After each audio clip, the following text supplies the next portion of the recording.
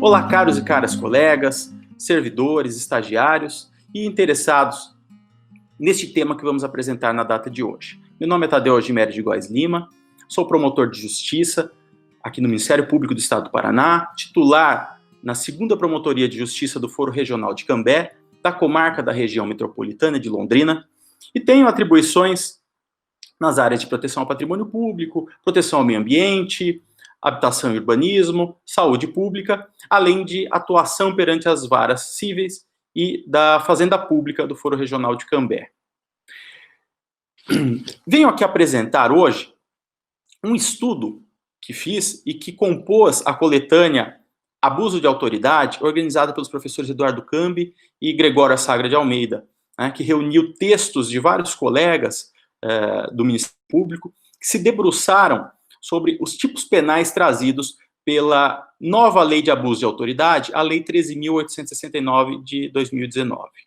A minha contribuição para essa obra se deu no estudo do artigo 30 dessa lei, a respeito do qual eu escrevi esse artigo intitulado Justa Causa Fundamentada para a Persecução e Delação Anônima, análise a partir do artigo 30 da nova Lei de Abuso de Autoridade. O artigo 30 da Lei de Abuso de Autoridade define como penalmente relevantes as condutas de dar início ou proceder à persecução penal, civil ou administrativa, sem justa causa fundamentada ou contra quem se sabe inocente.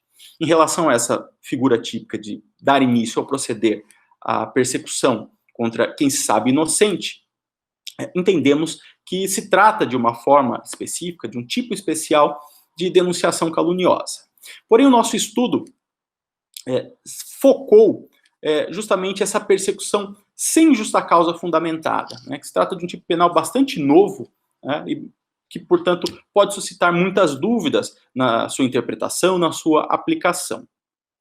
Esse tipo penal, então, tem na sua estrutura, como objeto das ações, então, de dar início ao proceder, a persecução penal, civil ou administrativa. Por persecução, nós devemos entender o conjunto de atividades estatais que são normativamente disciplinadas e orientadas à responsabilização de alguém em razão do cometimento, em tese, de um ilícito sancionável, ou seja, um ilícito ao qual caiba a imposição de uma sanção. Esse ilícito pode ostentar uma natureza penal, uma natureza civil ou uma natureza administrativa. E, portanto, a persecução desse ilícito vai guardar a mesma natureza penal, civil ou administrativa. Esse conjunto de atividades estatais, que nós mencionamos como sendo a persecução, costuma se desdobrar em 2 grandes etapas ou fases principais. A investigação, que geralmente é dotada de caráter inquisitório, com limitadas oportunidades de participação do investigado, e voltada a angariar os elementos mínimos indicativos da ocorrência de uma conduta supostamente ilícita e da sua provável autoria, e o processo, que é dotado de um caráter inafastavelmente contraditório e de amplas oportunidades de participação e de defesa do imputado, aqui entendido como aquele a quem se atribui a prática desse ilícito. E o processo é voltado, então, ao efetivo acertamento, à efetiva declaração do cometimento, da prática dessa conduta ilícita e da sua autoria. A expressão sem justa causa fundamentada, do artigo 30 da nova Lei de Abuso de Autoridade, consiste em um elemento normativo do tipo de valoração jurídica, ou seja, aquele elemento que demanda um juízo de valor baseado em elementos jurídicos. Ele deve ser entendido, no nosso modo de ver, sem justa causa fundamentada, portanto, deve ser compreendida como a falta de uma base fática e jurídica válida, suficiente e racionalmente demonstrada para a instauração ou para o avanço da persecução penal, civil ou administrativa. Em termos teóricos, ou seja, em termos abstratos, parece fácil, Mas como nós traduzimos isso em termos práticos? Como é que nós vamos saber, então, que nós estamos diante de uma base fática e jurídica válida, suficiente, racionalmente demonstrada, ou não, para se saber se aquela persecução pode ou não ser deflagrada? Nós entendemos aqui, fiz o meu estudo no sentido de que a justa causa fundamentada para a persecução deve ter o seu sentido delineado a partir de um critério que é o do grau ou nível de profundidade da cognição próprio de cada etapa ou fase da persecução. Ou seja, nós temos que ter em mente que cada uma dessas fases, cada uma dessas etapas, tem suas peculiaridades, né? A investigação, como dito, se volta a angariar elementos mínimos, né, a respeito da ocorrência desse ilícito penal, civil ou administrativo e de seu suposto autor. Já a fase processual da persecução, né, o processo propriamente dito, almeja ao seu final um juízo de certeza, né? Ele precisa fazer o efetivo acertamento da ocorrência desse ilícito e da sua autoria. Portanto, nós temos que considerar a justa causa fundamentada de acordo com o tipo de profundidade de cognição exigido em cada fase da persecução, não é? Assim, um juízo de possibilidade ou de verossimilhança basta para a abertura da fase investigatória de qualquer persecução, enquanto para migrar, né, para avançar para a fase processual, nós necessitamos aí de um juízo um pouco mais profundo de cognição, embora ainda não exauriente, né? Precisamos aí de um juízo de probabilidade, né, que é exigido, portanto, para se passar da fase investigatória para a fase processual, né, ou mesmo para que se possa impor ao imputado alguma medida restritiva de direitos. Já ao final da fase processual, nós buscamos aí um juízo de certeza, né, voltado, então, ao efetivo acertamento da prática ilícita. Nesses moldes, a justa causa fundamentada para a instauração de uma investigação, seja ela criminal, civil ou administrativa, ou, repetindo, né, aquela base fática e jurídica válida, suficiente e racionalmente demonstrada para ela, se traduz em uma notícia plausível do cometimento de um ilícito, né? Então, penal, civil ou administrativo, que ainda seja sancionável, ou seja, seja suscetível de acarretar a imposição de sanção ao imputado, né? Essa notícia plausível pode ou não ter, desde logo, alusão a um suspeito, né? Muitas vezes nós temos a notícia da ocorrência de um fato, né, tido por ilícito, mas não sabemos ainda sequer quem seria um suspeito, né, um provável autor logo no início. Justamente para isso existe a fase investigativa, né? Existe a investigação, seja ela criminal, civil ou administrativa.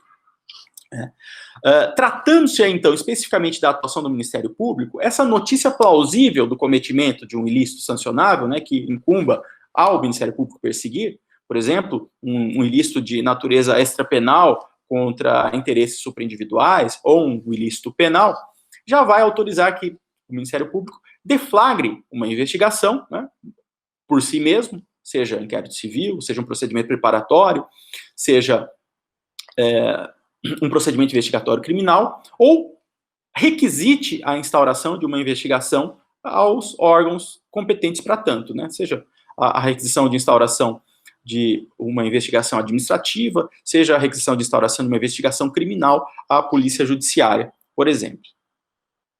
Por outro lado, a justa causa fundamentada para o avanço à fase processual da persecução, seja ela civil, penal, administrativa, né, vai ser um pouco mais intensa, né? Essa justa causa vai necessitar, portanto, de um juízo de cognição sumária, né, que se traduz aí na presença de elementos mínimos, então, legalmente obtidos, referentes à efetiva ocorrência do ilícito e também do seu suposto autor, né? Havendo esses elementos, é possível avançar a fase processual. Então, nós estaremos diante da justa causa fundamentada para o oferecimento de uma denúncia, para o ajuizamento de uma ação civil pública, de uma ação de responsabilização por ato de improbidade administrativa, né? No caso de investigações administrativas, é possível passar aí para um processo administrativo. Um ponto bastante sensível que merece atenção diz respeito à delação anônima, né? E se ela pode caracterizar justa causa fundamentada para que o Ministério Público investigue, para que o Ministério Público adote qualquer tipo de providência a seu cargo. A jurisprudência dos tribunais brasileiros tem se mostrado bastante restritiva no que tange à validade da delação anônima, né, rechaçando que ela, sozinha, ou seja, desacompanhada de diligências preliminares, tendentes a constatar a sua plausibilidade, que ela possa dar causa à instauração de uma investigação ou de um procedimento formal, né, seja ele investigatório, seja algum tipo de medida cautelar voltada à obtenção de provas, né. Então, a jurisprudência exige que a notícia anônima, a delação anônima, seja precedida de algumas diligências prefaciais ali, mínimas, para que haja a constatação da sua plausibilidade, né, da sua verossimilhança, né. Portanto, sozinha, a delação anônima não poderia dar aso à instauração de uma investigação. Assim, a teor desse entendimento majoritário, né, ao receber uma delação anônima, a autoridade estatal incumbida da persecução penal, civil ou administrativa, primeiramente deveria diligenciar com prudência, cautela, discrição, no sentido de averiguar a verossimilhança dessa comunicação. Somente em seguida, e desde que obtenha elementos informativos mais robustos, é que poderia determinar a deflagração de uma investigação formal. Desse modo, ante essa interpretação jurisprudencial, a delação anônima sozinha não consubstanciaria a justa causa fundamentada sequer para a instauração da fase investigatória da persecução, ou seja, sequer para uma investigação, né, devendo antes ter a sua verossimilhança confirmada. E com maior razão, a delação anônima, apócrifa, nesses casos, também, se desacompanhada de qualquer elemento de prova, qualquer elemento informativo, é imprestável para o avanço à fase processual da persecução, ou mesmo para a decretação de alguma medida intrusiva, alguma medida restritiva em relação ao imputado. Eis que nós chegamos, então, a um impasse, né? De posse de uma delação anônima que comunique a ocorrência de um ilícito penal ou extrapenal sancionável que incumba ao Ministério Público perseguir, como é que deve o membro do Ministério Público agir? Eu sustento aqui que seria possível ao agente ministerial registrar e autuar essa notícia, essa delação anônima, como notícia de fato, né, que é uma categoria que é disciplinada aí nos artigos 1º a 7º da Resolução 174 de 2017 do Conselho Nacional do Ministério Público, e no caso específico do Ministério Público do Estado do Paraná, nos artigos 2º e seguintes do Ato Conjunto número 1 de 2019 da Procuradoria-Geral de Justiça e da Corregedoria-Geral do Ministério Público. E, né, registrando e autuando, portanto, essa delação anônima como notícia de fato, na medida do possível, com prudência, cautela, discrição, realizar diligências no sentido de corroborar essa delação anônima, para somente depois, caso sejam obtidos, então, elementos informativos corroboradores, né, ainda que prefaciais, iniciais, sem muita profundidade, aí sim, instaurar uma investigação formal. Então, essas diligências podem ser feitas, por exemplo, mediante acesso a bancos de dados aos quais o Ministério Público tem esse acesso, né? Também em pesquisas na internet, em redes sociais, e algumas outras diligências, né? Cabendo lembrar que a notícia de fato, essa categoria, notícia de fato, não permite requisições dirigidas a órgãos públicos ou a entes privados, né? Então, de posse de alguma informação que confirme essa delação anônima, é possível instaurar um procedimento investigatório criminal, um procedimento preparatório, um inquérito civil, conforme o caso, né? Mas, se esse esforço de obter elementos confirmatórios resultar infrutífero, não haverá outra alternativa senão arquivar essa notícia de fato, né? Até porque, dessa forma, nós podemos, sem perder de vista o poder-dever de agir do Ministério Público diante de ilicitudes, de que tem a ciência, nós devemos, então, adotar essas cautelas que são jurisprudencialmente respaldadas quanto à confiabilidade das delações anônimas, evitando, assim, né, que assodamentos, né, uma forma de ação mais precipitada, acabe colocando em risco a validade da persecução deflagrada. Então, essa seria a minha observação a respeito do artigo 30 da nova Lei de Abuso de Autoridade. Muito obrigado pela atenção.